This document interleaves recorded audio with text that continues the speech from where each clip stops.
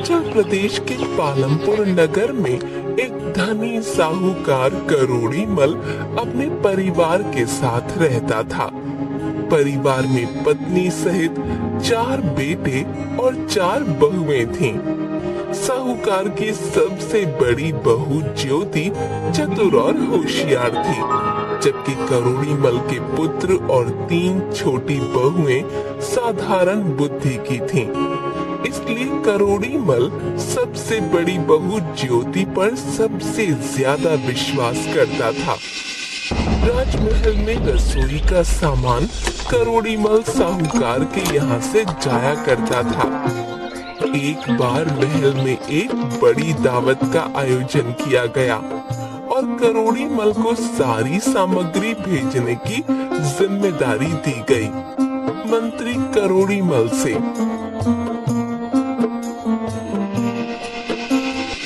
देखो करोड़ी मल, 3 दिवस के बाद महल में एक बड़े भोज का आयोजन है। महारानी ने इस भोज में बनने वाले पकवानों की सूची हमारे रसोइयों को दे दी थी, जिसके अनुसार उसने ये सामग्री की सूची तैयार की है। तुम ये सारी सामग्री महल में भिजवा देना और ध्यान रखना कि किसी भी चीज में कमी नहीं होनी चाहिए, ना तो सामग्री में और ना ही उसकी गुणवत्ता में। जी मंत्री जी, आज तक मैंने कभी आपको शिकायत का मौका दिया है भला? नहीं दिया है, इसीलिए आज भी तुम्हारे पास ये सूची लेकर आया हूँ। वैसे कुछ खास अवसर है क्या मंत्री जी महल में, जो इतनी बड़ी दावत की तैयारी हो रही है? हाँ, हमारी राजकुमारी के विवाह की बात चल रही है, जिसके लिए महाराज के करीबी मित्र व पड़ोसी राज्य सोनपति के महाराज अपनी महारानी व राजकुमार के साथ पधारने वाले हैं।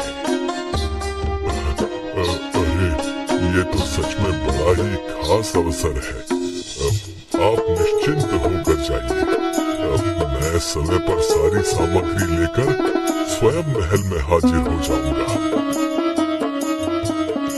मंत्री महल वापस चला गया और करोड़ी मल अपने बेटों और नौकरों की सहायता से महल में भेजी जाने वाली सारी सामग्री को एक तरफ रखवाने लगा।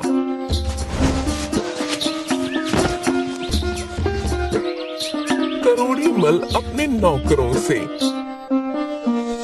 देखो ये सामान हमारी राजकुमारी के ससुराल से आए हुए मेहमानों के लिए भोजन बनाने में प्रयोग किया जाएगा, इसलिए हर सामान को रखने से पहले अच्छी तरह उसकी जांच पड़ताल कर लेना, ठीक है?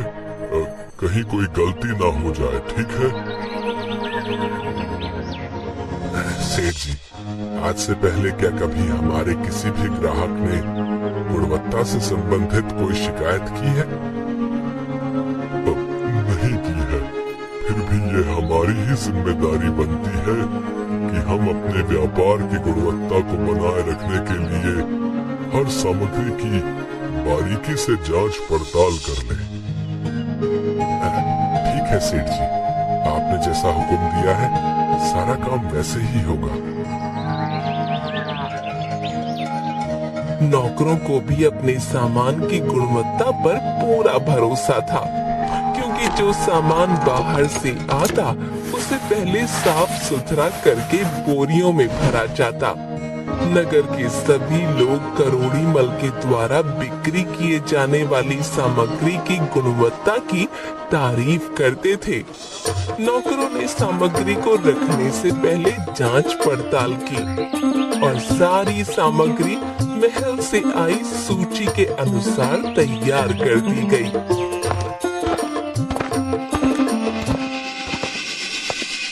सेठ जी, सारी सामग्री महल जाने के लिए तैयार है और गाड़ियों में रख दी गई है। अब ये सामग्री लेकर महल कौन जाएगा? आपने ये तो बताया ही नहीं। आज सामग्री पहुंचाने मैं स्वयं महल में जाऊंगा।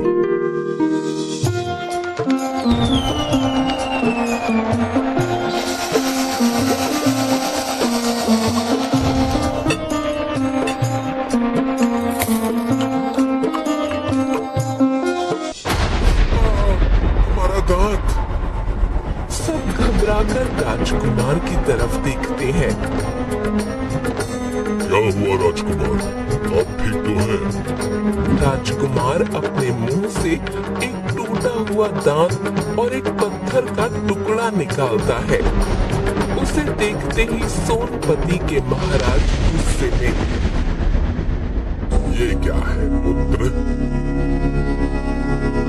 पता नहीं पिताजी, मेरे मुख में ये पत्थर का टुकड़ा आया और जिसे चबाने की वजह से मेरा दांत टूट गया। राजकुमार की बात सुनकर वहां उपस्थित कुछ लोगों को हंसी आ जाती है और ये देखकर सोनपति के महाराज और महारानी क्रोधित हो जाते हैं। क्या आपने हमें अपने राज्य में हंसी का पात्र बनाने के लिए बुलाया था? नहीं नहीं मित्र, आप ये कैसी बातें कर रहे हैं? बस बहुत हो गया। अब हम खुद को या अपने पुत्र को हंसी का पात्र बनते नहीं देख सकते। हम यहाँ से जा रहे हैं। चलिए महारानी, अब हम एक क्षण भी यहाँ नहीं ठहर सकते। नहीं नहीं मित्र, आप हमारी बातें सुने। हमने ये सब जानबूझकर नहीं किया है और आप निश्चिंत रहिए, हम ये गुस्ताखी करने वाले को इसकी सजा अवश्य देंगे और सजा भी ऐसी देंगे कि उसे जीवन भर याद रहे। पालनपुर के महाराज की किसी भी विनती का असर सोनपति के महाराज के ऊपर नहीं पड़ता और वो क्रोध में भरकर अपनी महारानी और राजकुमार के साथ अपने नगर लौट जाते हैं। मंत्री जी, हमने आप सबको सूचित किया था इस आयोजन के बारे में, फिर भी आप सबकी गलती की वजह से आज हमने न सिर्फ अपनी राजकुमारी के लिए एक अच्छा वर बल्कि अपना एक अच्छा मित्र भी खो दिया है। इसका कारण जो भी है, हम उसे बहुत कठोर दंड देंगे। आप पता लगाइए ये सब कैसे हुआ और हम कल सुबह राज्यसभा में अपराधी को अपनी आंखों के सामने देखना चाहते हैं। ये हमारा आदेश है। यदि आप ऐसा करने में असमर्थ रहे तो इसका दंड आपको भी भुगतना होगा। फिर क्या था, मंत्री ने अपने प्राण बचाने के लिए रसोइयों को पकड़ा। रसोइयों ने अपने प्राण बचाने के लिए साहूकार करोड़ी मल का नाम ले दिया।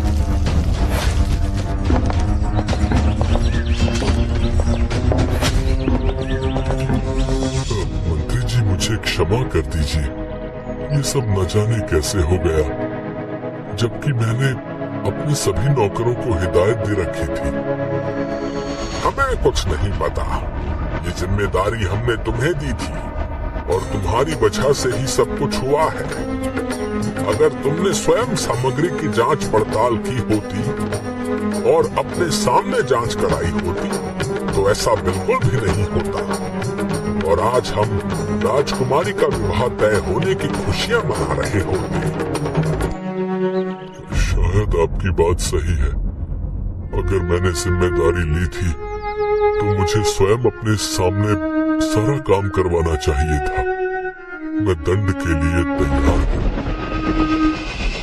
राज्यसभा में महाराज ने इस अपराध के बदले करोड़ी मल को राज्य से निष्कासित करने का आदेश दे दिया। महाराज ने करोड़ी मल को आदेश दिया कि नगर छोड़ते समय साहूकार करोड़ी मल और उसके परिवार के सदस्य अपने शरीर के वस्त्रों और आभूषणों के अतिरिक्त कुछ न ले जाएं।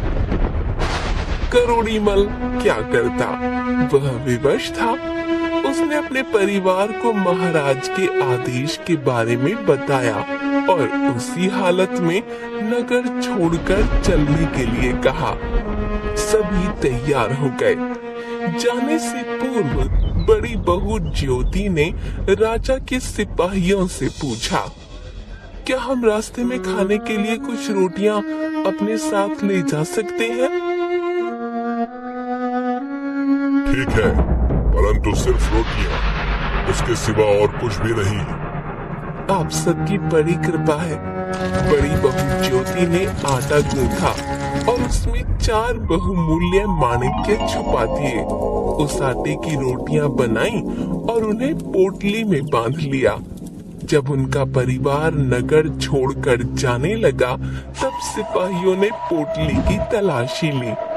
उसमें रोटियां देखकर उन्होंने कुछ न कहा।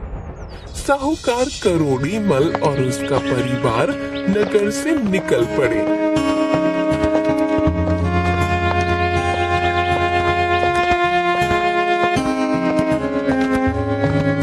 दिन भर की लंबी यात्रा के बाद रात में वे एक नगर में पहुंचे।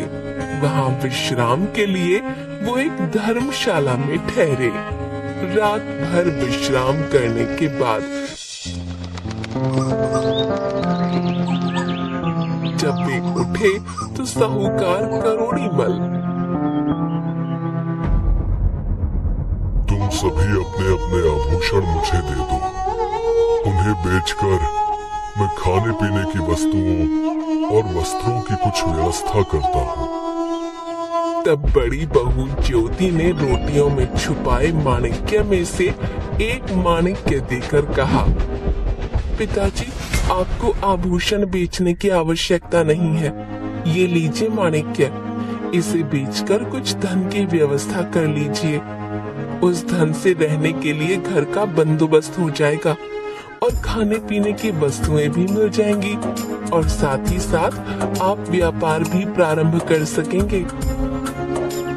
तुम ये माणिक्य अपने साथ ले आई, ये तुमने बहुत अच्छा किया। अन्यथा न जाने हम सबकी क्या स्थिति होगी। मैं अभी इस नगर के सबसे बड़े जौहरी के बारे में जानकारी प्राप्त करता हूँ और उसके पास जाकर इस माणिक्य को बेचकर धन लेकर आता हूँ। तुम सब यहीं पर मेरी प्रतीक्षा करना।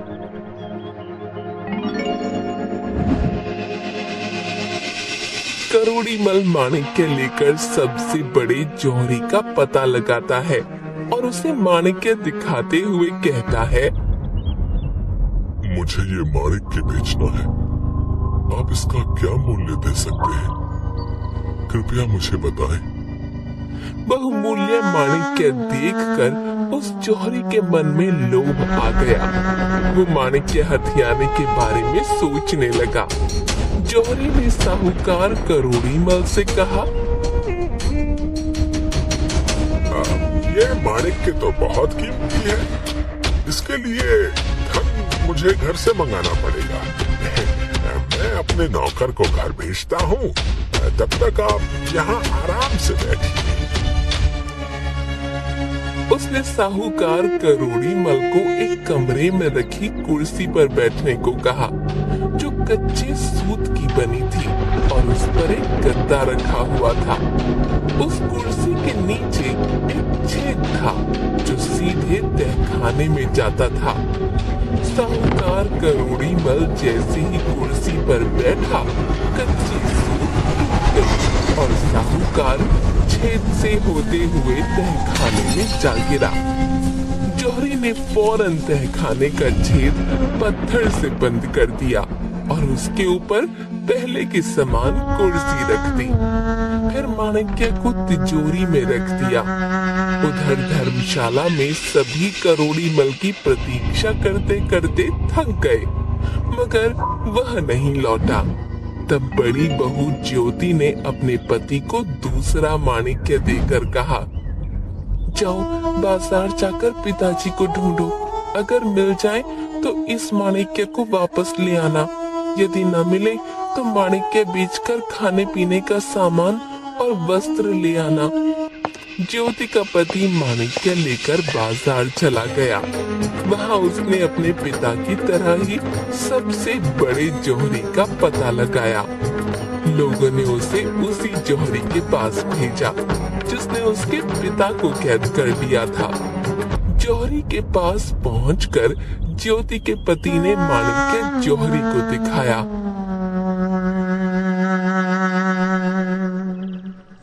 सेठ जी, मुझे ये माणिक्य बेचना है। क्या आप मुझे इसकी सही कीमत बताएंगे? लगता है ये भी सेठ के साथ आया होगा, इसे भी उसी जगह पर ठिकाने लगाना होगा। आज का दिन तो बड़ा ही अच्छा है। मुझे बिना दाम दिए इतने महंगे और अनमोल माणिक्य मिल गए, वो भी दो। हाँ, बिल्कुल दे सकता हूँ तुम्हें इनकी अच्छी कीमत। तुम बिल्कुल सही जगह पर आए हो। लालची और धूर्त जौहरी ने उसके साथ भी वही किया जो उसके पिता के साथ किया था, और अब दोनों पिता और पुत्र जौहरी के तहखाने में कैद थे। जब ज्योति का पति भी वापस न लौटा तो उसे चिंता होने लगी। उसने स्वयं बाजार जाने का निर्णय लिया। अपने आभूषण बेचकर खाने पीने की चीजों और वस्त्रों की व्यवस्था कर परिवार वालों को दिया और उनसे कहा, मैं पिताजी और अपने पति को खोजने जा रही हूँ। जब तक मैं वापस न आऊं, आप सब धर्मशाला के अंदर ही यहीं पर एक साथ रहना। हम में से किसी को भी खोजने बाहर न निकलिएगा। ज्योति ने अपने लिए सिपाही की पोशाक खरीदी और सिपाही का भेष बनाकर वो राजा के दरबार में पहुंच गई। महाराज, मैं एक बहुत गरीब परिवार से हूँ। हमारे पास ना तो जमीन है और ना ही पैसे हैं। घर को चलाना बड़ा ही मुश्किल है। मैं आपसे अनुरोध करता हूँ कि मुझे आप अपने दरबार में सिपाही की नौकरी दे दीजिए। ठीक है, तुम हमारे महल में पहरेदारी का काम कर सकते हो। कुछ दिनों तक सिपाही के रूप में ज्योति ने महल की पहरेदारी की। वहाँ उसे पता चला कि महल के पशुशाला में रोज रात एक राक्षस आकर उत्पात मचाता है। ज्योति राजा के पास जाकर बोली, महाराज, मुझे पशुशाला की पहरेदारी की आज्ञा दे दीजिए। क्या कहा तुमने? पशुशाला? क्या तुम्हें मालूम नहीं कि पशुशाला में रोज रात को एक राक्षस जाकर उत्पात मचाता है? मुझे पता है महाराज, इसीलिए मैं आपसे पशुशाला की पहरेदारी की आज्ञा मांग रहा हूँ। पहले तो राजा हिचका, पर बाद में उसे अनुमति दे दी। पशुशाला से कुछ दूरी पर जंगल के रास्ते में एक ऊंचे पेड़ पर ज्योति सिपाही के भेष में चढ़कर बैठ गई। रात होने पर उसने देखा कि जंगल की तरफ से एक बड़ा सा भैंसा सींग उठाए महल की तरफ भागा आ रहा है। वो समझ गई कि यही वो राक्षस है। जैसे ही वो भैंसा उस पेड़ के नीचे से गुजरा जिस पर ज्योति बैठी हुई थी, वो दोनों हाथों में तलवार लिए नीचे कूद पड़ी और सीधे भैंसे के ऊपर गिरी। भैंसे पर गिरते ही तलवार की तेज वार से भैंसे का सिर काट दिया।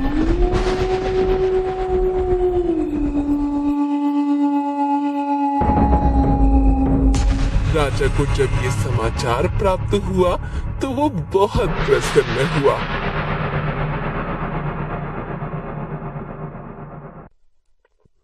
मैं तुमसे बहुत प्रसन्न हूँ। तुमने उस राक्षस से छुटकारा दिलाया है जो कई वर्षों से हमें परेशान कर रहा था। तुम्हें इनाम में जो चाहिए वो मांग लो। महाराज, यदि आप मुझसे प्रसन्न हैं, तो मुझे इस नगर की रक्षा का भार सौंप दीजिए और मुझे अधिकार भी प्रदान कीजिए कि मैं यदि किसी अपराधी को देखूं तो उसे स्वयं दंड दे सकूं। हम तुम्हारी काबिलियत से बहुत प्रभावित हैं, इसलिए आज से हम तुम्हें इस नगर का कोतवाल घोषित करते हैं और साथ ही तुम्हें ये भी अधिकार देते हैं कि तुम किसी भी अपराधी को स्वयं दंड दे सकते हो। कोतवाल बनके ज्योति ने अपने पति और ससुर की खोज प्रारंभ की। उसने नगर के सबसे बड़े जौहरी का पता लगाया और उसके पास पहुंची। नगर के कोतवाल को देखकर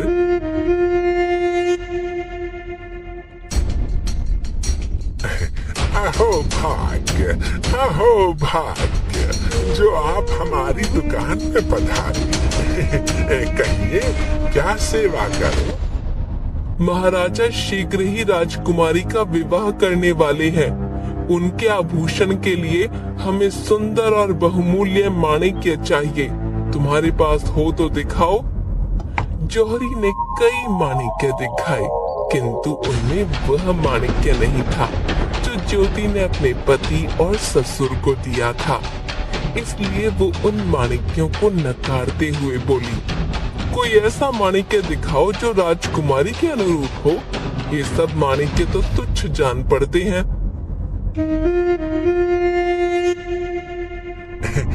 जी कोतवाल जी, अब मैं आपको एक ऐसी चीज दिखाता हूँ जो आपको एक नजर में भा जाएगी। ज्योति माणिक्य देखते ही पहचान गई। ज्योति ने सिपाहियों को आदेश दिया, पकड़ लो इस जौहरी को, ये जौहरी नहीं चोर है। कोतवाल जी, आप ये क्या कर रहे हैं? मैंने क्या चुराया है? ये माणिक्य तुम्हारा नहीं है, ये तुमने एक साहूकार और उसके पुत्र से छीना है। बताओ तुमने उन्हें कहाँ रखा है? जौहरी समझ गया कि कोतवाल को सब पता है। वो वहाँ से भागने लगा, मगर सिपाहियों ने उसे पकड़ लिया। फिर ज्योति ने पूरी दुकान की तलाशी ली। तब उसे उस कुर्सी के नीचे पत्थर दिखाई दिया। पत्थर हटाने पर नीचे तहखाने में उसे अपने ससुर और पति अधमरी हालत में मिले।